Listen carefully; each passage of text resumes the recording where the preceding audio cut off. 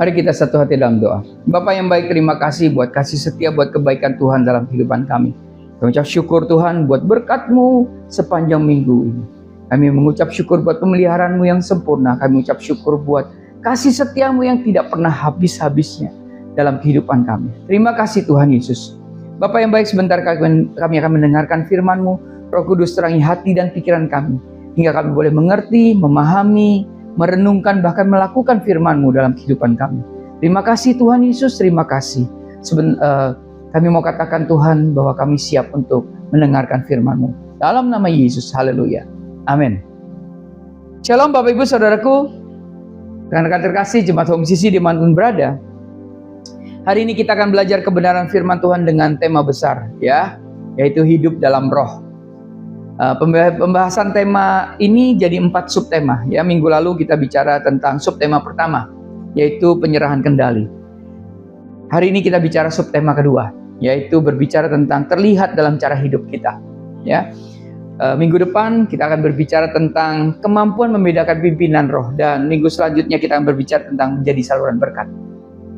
Bapak Ibu Saudaraku, rekan-rekan terkasih Jemaat Home CC dimanapun berada, pada subtema pertama kemarin, minggu lalu kita sudah belajar bahwa hidup di dalam roh itu dimulai dari penyerahan kendali. Minggu lalu pertanyaan tajamnya adalah siapa yang memegang setir hidup kita?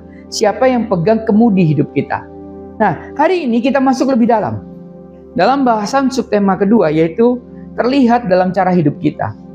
Hidup dalam roh itu harus terlihat dalam cara hidup kita. Yang diambil dalam Galatia 5 ayat 16, Galatia 5 ayat 22 sampai dengan 25, Efesus 5 ayat 18, dan Yakobus 1 ayat 22. Nah, Bapak Ibu Saudaraku, rekan-rekan terkasih, Jemaat Home CC dimanapun berada. Tadi pertanyaan minggu lalu adalah siapa yang memegang setir hidup kita? Nah, kalau benar Roh Kudus yang memegang setir hidup kita, maka kalau benar Roh Kudus yang pegang setir, maka arah hidup kita pasti berubah. Tidak mungkin seseorang dipimpin Roh Kudus tetapi tetap berjalan ke arah yang sama seperti ketika ia dipimpin oleh daging, ketika ia dipimpin oleh dirinya sendiri. Tidak mungkin Roh Kudus menguasai hati seseorang tetapi perkataannya penuh racun. Hubungan atau relasinya tetap penuh dendam, dan dosa kesayangannya tetap dipelihara dengan alasan saya masih proses. Kita harus jujur Bapak Saudaraku, banyak orang Kristen senang dengan experience with Holy Spirit, pengalaman dengan Roh Kudus, tetapi tidak serius dengan kehidupan di dalam Roh Kudus. Banyak dari kita, banyak dari orang Kristen mau hadirat Tuhan dalam ibadah. Oh, saya perlu hadirat Tuhan, tetapi tidak mau ketaatan di rumah. Mau urapan di dalam pelayanan. Wah, saya Tuhan urapi saya. Tetapi tidak mau karakter ketika kita ada dalam konflik. Mau kuasa di dalam doa, tetapi tidak mau kekudusan dalam kebiasaan tersembunyi kita. Ini masalah yang besar. Karena Roh Kudus tidak dicurahkan hanya untuk membuat kita merasakan sesuatu. Roh Kudus, sekali lagi Roh Kudus itu tidak dicurahkan hanya untuk membuat kita merasa sesuatu. Aduh, merinding gitu serseran gitu wah, damai, peaceful. No. Roh Kudus tidak hanya itu saja. Roh Kudus dicurahkan untuk menjadikan hidup kita serupa dengan Kristus. Katakan amin. Hari ini kita akan belajar bagaimana hidup dalam Roh Kudus di dalam praktek hidup kita sehari-hari, di dalam cara kita hidup. Kenapa? Karena ini bukan teori, bukan konsep, tapi hidup yang dipimpin oleh Roh Kudus, itu harus ada praktek nyatanya. Di mana? Di rumah, di kantor, dalam perkataan, dalam konflik, dalam uang, dan dalam setiap keputusan-keputusan kita. Baik keputusan besar, baik keputusan kecil maupun keputusan besar. Kita bahas 4 poin yang cukup penting untuk kita pahami berkaitan dengan subtema 2, yaitu hidup dalam roh, terlihat dalam cara hidup kita. Kita bahas yang pertama. Yang pertama ada 2 bahaya yang sama-sama merusak. Kita buka dalam Galatia 5 ayat 16. Firman Tuhan bilang begini, maksudku ialah hiduplah oleh roh, maka kamu tidak akan menuruti keinginan daging. Bapak Ibu Saudaraku, untuk memahami Galatia 5 ayat 16, kita harus mengerti kondisi jemaat Galatia. Jemaat Galatia, ya, pada saat itu sedang ditarik ke dua arah yang berbahaya. Arah yang pertama adalah legalisme. Apa itu legalisme? Legalisme itu ada pengajar-pengajar palsu yang berkata bahwa percaya kepada Kristus saja tidak cukup. Jadi nggak bisa percaya sama Yesus itu tidak cukup. Orang Kristen harus disunat, orang Kristen harus taati hukum Taurat. Nah, legalisme membuat orang merasa rohani karena ada aturan-aturan lahiriah.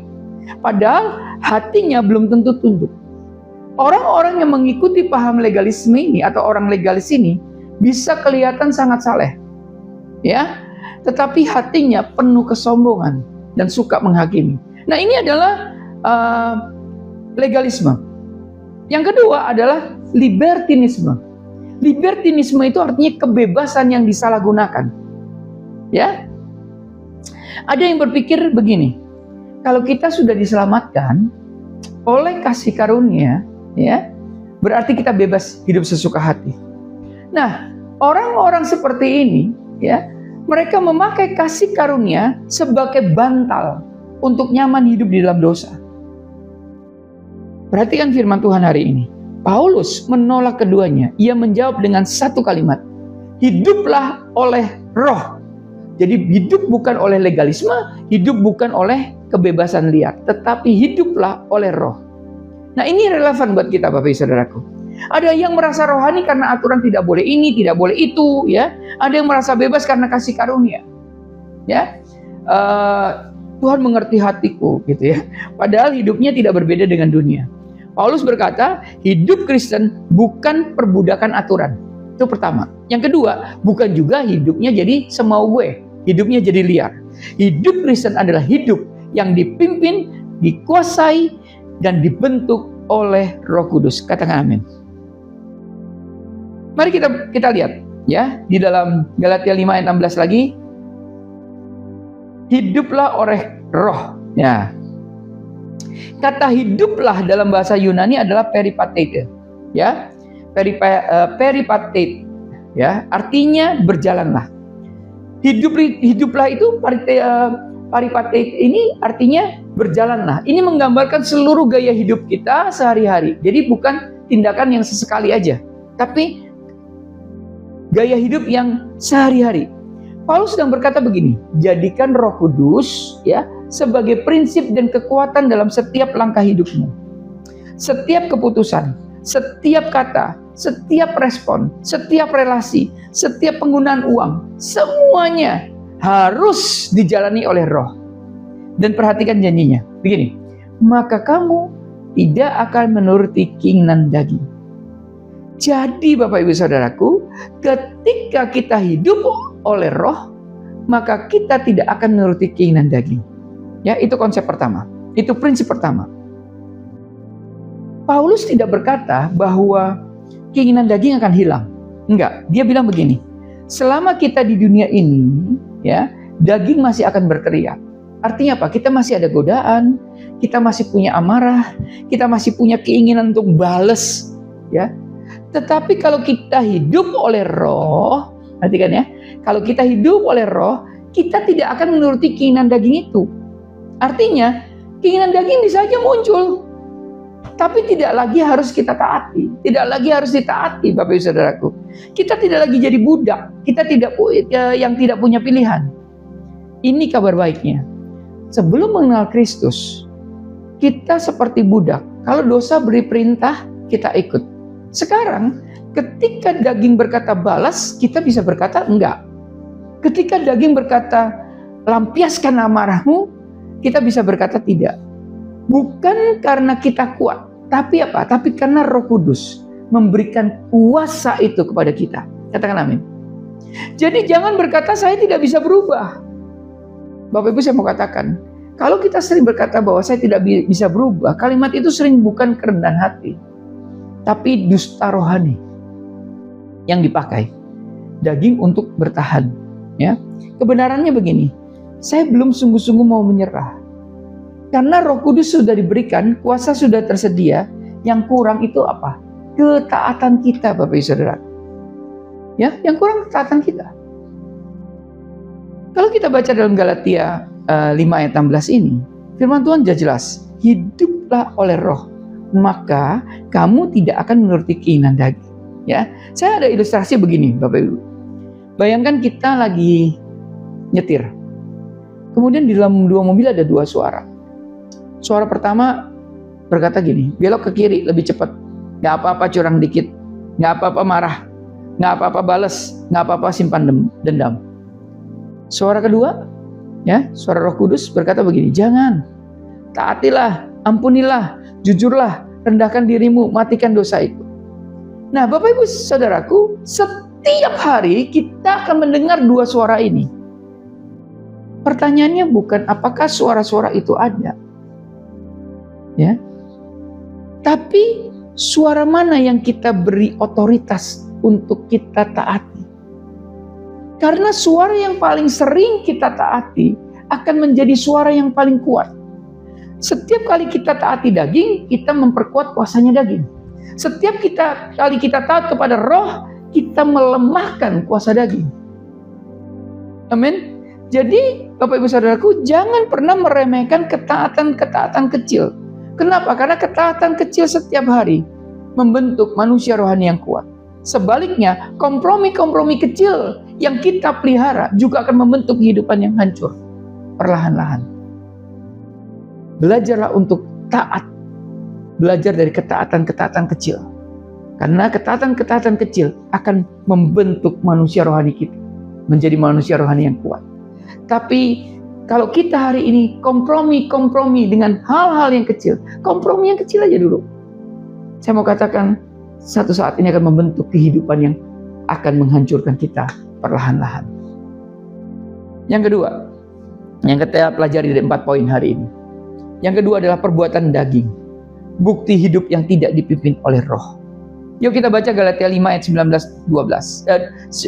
sampai 21. Galatia 5 ayat 19 sampai dengan 21.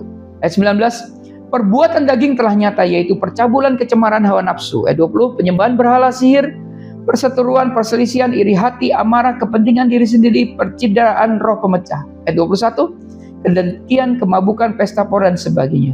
Terhadap semuanya itu kuperingatkan kamu, seperti yang telah kubuat dahulu, bahwa barang siapa melakukan hal-hal yang demikian, ia tidak akan mendapat bagian dalam kerajaan Allah. Bapak Ibu Saudaraku, dalam Galatia 5 ayat 19 sampai dengan 21 yang tadi kita baca, Paulus memberi daftar perbuatan. Ya, ada perbuatan daging, daftar perbuatannya ada, yaitu apa? Tadi percabulan, kecemaran, hawa nafsu, penyembahan berhala, sihir, perseteruan, perselisihan, iri hati, amarah, kepentingan diri sendiri, percideraan, roh pemecah, kedengkian, kemabukan, pesta pora. Nah, perhatikan, daging itu tidak hanya bekerja di tempat hiburan. Daging itu tidak hanya bekerja di tempat hiburan malam, Bapak Ibu Saudaraku. Tapi daging juga bekerja di ruang rapat gereja. Daging juga bekerja di dalam pelayanan. Daging juga bekerja di dalam rumah tangga. Daging juga bekerja di dalam grup WhatsApp. Daging juga bekerja dalam hati orang yang paling saleh sekalipun. Orang yang tidak mabuk alkohol bisa mabuk pujian manusia. Orang yang tidak berzina secara fisik bisa berzina dalam pikiran. Orang yang tidak mencuri uang bisa mencuri kemuliaan Tuhan. Orang yang tidak membunuh bisa membunuh karakter orang lewat gosip, lewat kata-katanya. Saya mau katakan daging itu licik, Bapak Ibu Saudaraku. Daging bisa memakai pakaian rohani. Daging bisa berbicara dengan ayat, melayani dengan semangat, tetapi buahnya tetap sama. Buahnya daging itu kekacauan, kesombongan, perpecahan. Makanya pertanyaannya bukankah apakah saya terlihat rohani, tapi apakah hidup saya menghasilkan perbuatan daging atau buah roh? Itu yang harus kita renungkan. Apa yang kita hasilkan hari ini? Kalau saudara hidup atau kita hidup di dalam pimpinan Roh Kudus, maka kita akan menghasilkan buah roh, bukan perbuatan daging seperti yang ada dalam list Galatia 5, 19, 21 tadi. Yang ketiga, buah roh, yaitu bukti kehidupan yang dipimpin roh. Ya, Galatia 5 ayat 22 sampai 23. Ayat 22. Tetapi buah roh ialah kasih, sukacita, damai sejahtera, kesabaran, kemurahan, kebaikan, kesetiaan. Ayat 23. Kelemah lembutan, penguasaan diri, tidak ada hukum yang menentang hal-hal itu. Nah, ini kontras sama yang tadi ya. Kalau tadi di dalam Galatia 5 ayat 19 sampai dengan 21 itu list perbuatan daging. Nah, sekarang yang kita baca ya di dalam Galatia 5 ayat 22 sampai 23 ini adalah buah roh. Perhatikan buah. Buah ini bukan dekorasi. Buah itu artinya bertumbuh dari dalam karena pohonnya hidup. Kalau pohonnya mati, ya tidak akan menghasilkan buah. Kita bisa saja menempelkan aktivitas rohani dari luar. Kita bisa saja tempelkan pelayanan, jabatan, bahasa-bahasa rohani, tapi buah roh tidak bisa dipalsukan untuk waktu yang lama. Ya, tekanan-tekanan dalam hidup akan membuktikan apa yang sebenarnya ada dalam kita. Gini Bapak Ibu Saudaraku, saat hidup lancar-lancar saja, semua orang bisa terlihat sabar. Saat tidak diganggu, semua orang bisa terlihat damai. Tetapi buah roh sejati terlihat ketika keadaan tidak ideal. Amin. Kasih terlihat ketika tidak dikasihi kembali. Kita punya sukacita terlihat ketika keadaan tidak sesuai sama harapan. Kita punya damai akan terlihat ketika situasi nggak bisa dikendalikan. Kita punya kesabaran terlihat ketika orang lain lambat berubah. Kita penguasaan diri kita terlihat ya ketika dosa tersedia tapi kita berkata tidak. Nah, ini hidup dalam roh. Bukan hanya menyala di gereja, tapi hidup dalam roh itu menghasilkan karakter Kristus di tempat yang paling biasa. Ya, tempat yang paling biasa di mana? Mungkin di rumah, kantor, percakapan sehari-hari.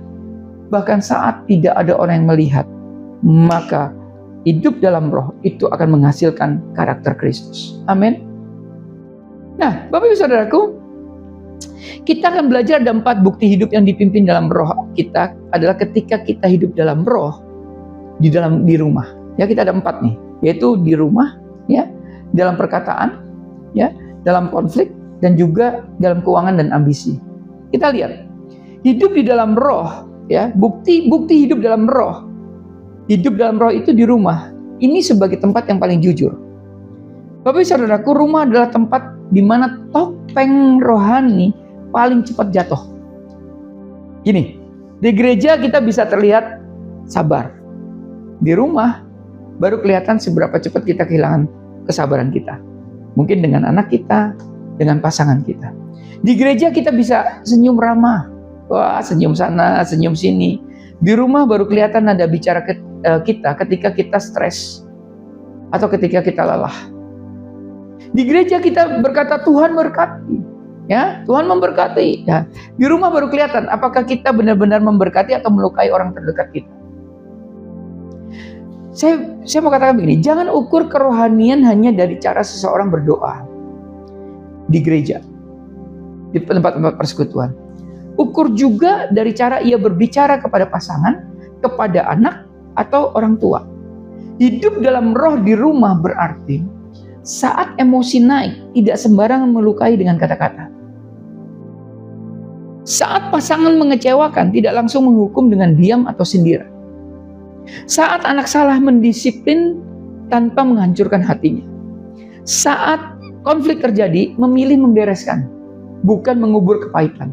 Ya, jadi gini, kalau seseorang terlihat penuh roh di gereja, tetapi kemudian menjadi sumber ketakutan di rumah, ada yang salah.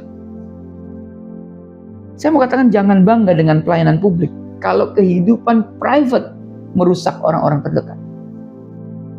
Roh Kudus ingin membentuk kita di meja makan, di ruang keluarga, di percakapan kecil yang tidak dilihat oleh jemaat.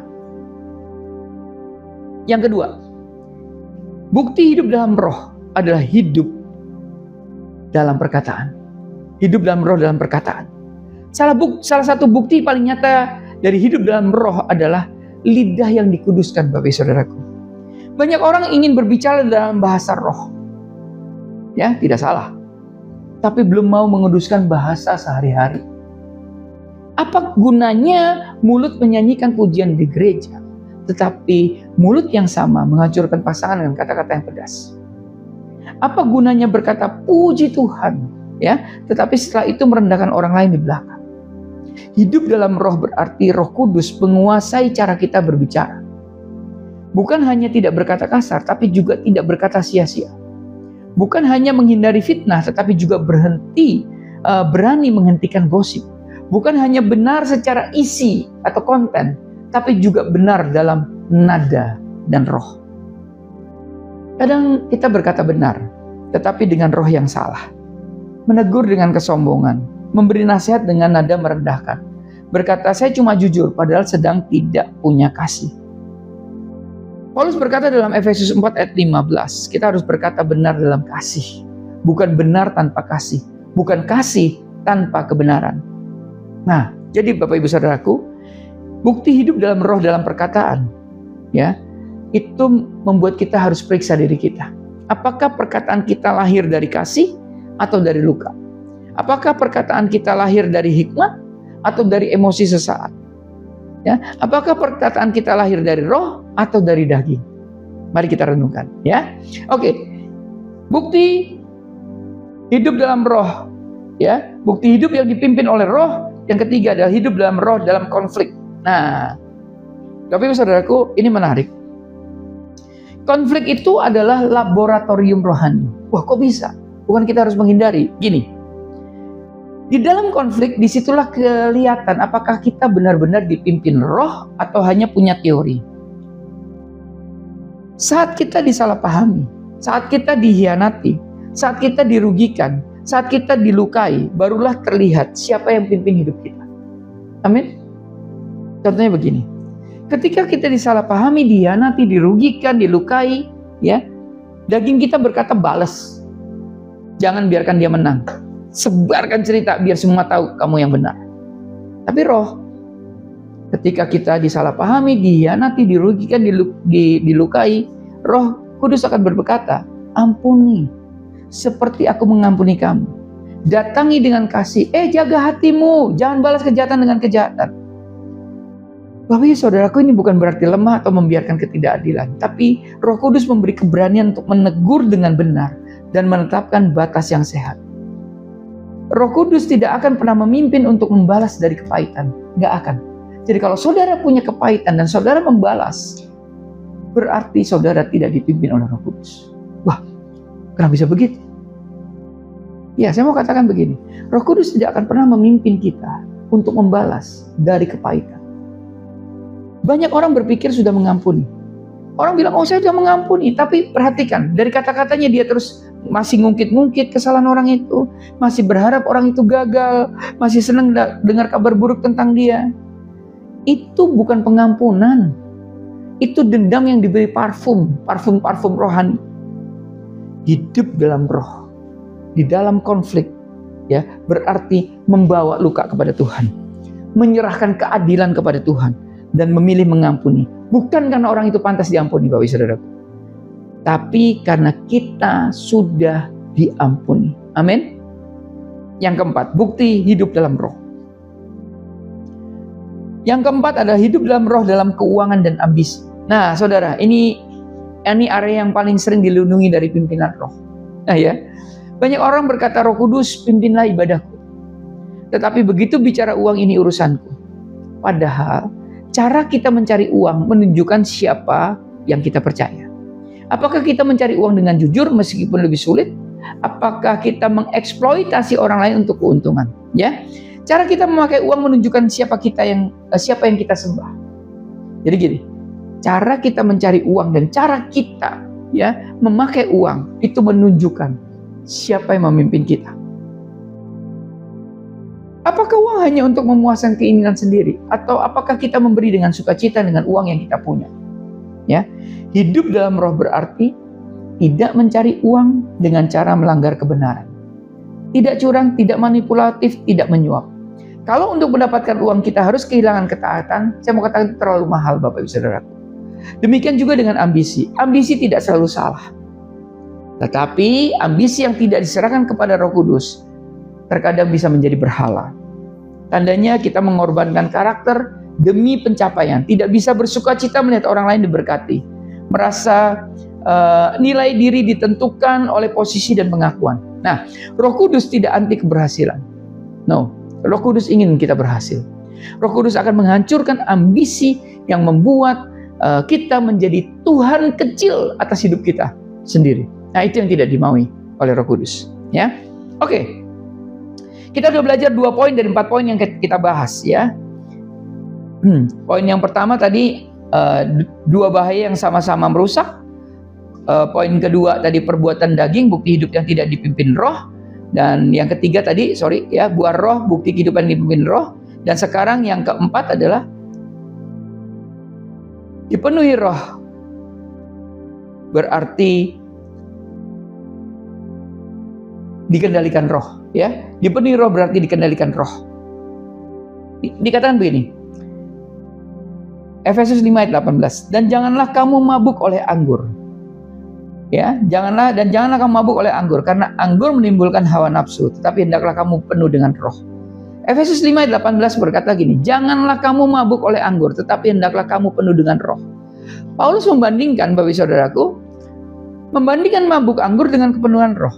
Orang mabuk berada di bawah pengaruh anggur, ya, atau orang yang mabuk alkohol berada di bawah pengaruh alkohol. Cara bicara, berjalan, ngambil keputusan berubah karena dikendalikan sesuatu dari luar. Nah, Paulus berkata begini, penuhlah dengan Roh. Artinya hidup di bawah pengaruh dan kendali Roh Kudus. Kalau hidup kita di bawah pengaruh dan kendali Roh Kudus, maka cara bicaranya berubah, ya. Kemudian cara berpikir berubah, cara respon konflik berubah, cara pakai uang, cari uang juga berubah. Nah, pertanyaan ini penting. Ya, apa yang paling mengendalikan hidup saya hari ini? Ketakutan-kah, uang-kah, luka-kah, nafsu-kah, amarah, atau Roh Kudus? Karena memenuhi hidup kita yang akan mengendalikan. Ya. Nah, Bapak Ibu Saudaraku, kita lanjutkan. Yakobus 1 ayat 22. Yakobus 1 ayat 22 akan katakan gini, tetapi hendaklah kamu menjadi pelaku firman dan bukan hanya pendengar saja. Sebab jika tidak demikian, kamu menipu diri sendiri. Nah, ini sangat tajam. Artinya begini, Bapak Saudaraku, mendengar firman tidak sama dengan menaati firman.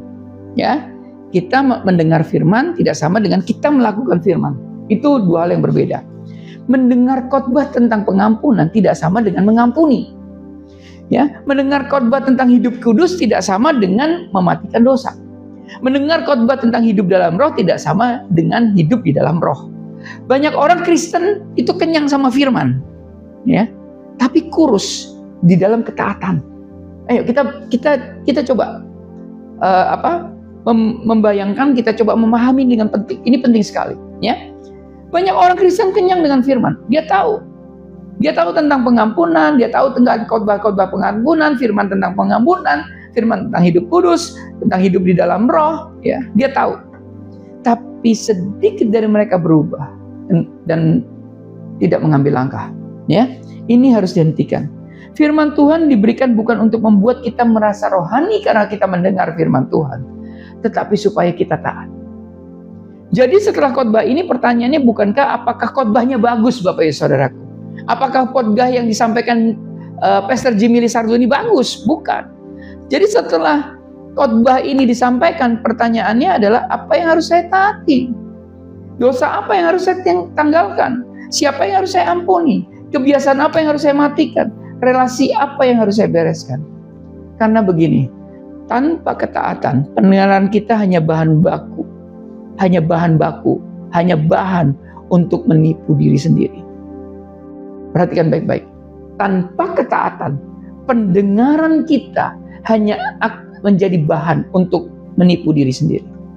Jadi Bapak Ibu Saudaraku, rekan-rekan terkasih, jemaat Home Sisi dimanapun berada. Kalau kita lihat, ya, Galatia 5 ayat 16 tadi mengajarkan kita untuk hidup oleh Roh dalam setiap langkah sehari-hari. Bukan hanya saat ibadat, tapi saat berbicara, saat marah, saat terluka, saat memegang uang, saat konflik. Galatia 5 ayat 22 sampai 23 menunjukkan bahwa bukti hidup dalam roh bukanlah pengalaman spektakuler, tapi bukti hidup dalam roh atau buah roh itu adalah karakter Kristus yang nyata di dalam keseharian kita. Amin. Efesus 5 ayat 18 mengingatkan bahwa dipenuhi roh berarti dikendalikan oleh roh dalam segala hal. Dan Yakobus 1 ayat 22 memperingatkan bahwa mendengar tanpa melakukan adalah penipuan diri sendiri. Jadi hari ini Bapak Ibu Saudaraku, jangan bertanya apakah saya percaya kepada Roh Kudus. Tanyakan, apakah Roh Kudus terlihat dalam cara hidup saya? Apakah Roh Kudus terdengar dalam cara saya berbicara? Apakah Roh Kudus terasa di dalam cara saya memperlakukan orang? Apakah Roh Kudus memimpin cara saya memakai uang, cara saya mencari uang? Apakah Roh Kudus mengubah respon saya saat konflik? Kalau jawabannya belum, saya mau katakan nggak boleh putus asa. Jangan putus asa. Jangan juga banyak alasan. Saya mau katakan bertobatlah. Serahkan diri, mulai taat hari ini. Amin. Karena hidup dalam roh bukan teori untuk dikagumi, tapi hidup dalam roh adalah jalan yang harus kita jalani sehari demi sehari. Katakan amin. Tuhan Yesus memberkati. Mari kita berdoa. Bapa yang baik, Tuhan Yesus yang luar biasa. Kami mengaku bahwa seringkali kami lebih mudah berbicara tentang hidup dalam roh daripada sungguh-sungguh menjalaninya. Kami mudah menyanyikan lagu tentang Roh Kudus, tetapi hidup kami sehari-hari masih sering dikuasai daging. Ampuni kami. Ampuni kalau perkataan kami masih melukai. Ampuni kalau emosi kami masih tidak terkendali. Ampuni kalau hati kami masih menyimpan kepahitan. Ampuni kami kalau kami hanya menjadi pendengar firman, bukan pelaku firman. Roh Kudus, kami butuhkan Engkau. Bukan hanya dalam ibadah, tetapi dalam rumah kami, dalam pekerjaan kami, dalam percakapan kami, dalam konflik kami, dalam keuangan kami. Pimpin kami untuk hidup oleh roh. Bentuklah buah roh dalam hidup kami. Tumbuhkanlah kasih di tempat yang keras. Tumbuhkan sukacita di tengah tekanan. Tumbuhkan damai di tengah ketidakpastian. Tumbuhkan kesabaran dalam proses yang panjang. Tumbuhkan penguasaan diri saat dosa mencoba menarik kami. Jangan biarkan kami puas dengan aktivitas rohani tanpa buah rohani. Jangan biarkan kami menjadi pohon yang terlihat hidup tapi tidak berbuah. Kami tidak mau hanya mengalami Roh Kudus, kami mau hidup di dalam Roh Kudus. Terima kasih Tuhan Yesus. Dalam nama Yesus kami berdoa dan mengucap syukur. Haleluya. Amin. Karena itu saudara-saudaraku jemaat Kristus yang dikasih Tuhan, angkatlah kedua tanganmu dan terimalah berkat. Mari kita aminkan setiap perkataan berkat yang kita percaya bahwa kita menerimanya. Tuhan memberkati engkau dan melindungi engkau. Tuhan menyinari engkau dengan wajahnya dan memberi engkau kasih karunia. Tuhan menghadapkan wajahnya kepadamu dan memberi engkau damai sejahtera. Kiranya kasih dan penyertaan Bapa di surga dan damai sejahtera dari Tuhan Yesus Kristus serta penghiburan dari Roh Kudus terus menyertai kita sampai Maranatha Tuhan Yesus datang kembali. Kita yang percaya dan menerima berkat Tuhan, mari kita sama-sama katakan amin. Selamat hari Minggu, selamat berkumpul bersama dengan keluarga. Terus cintai Tuhan. Berhenti menghakimi dan selalu jadi berkat. Tuhan Yesus memberkati.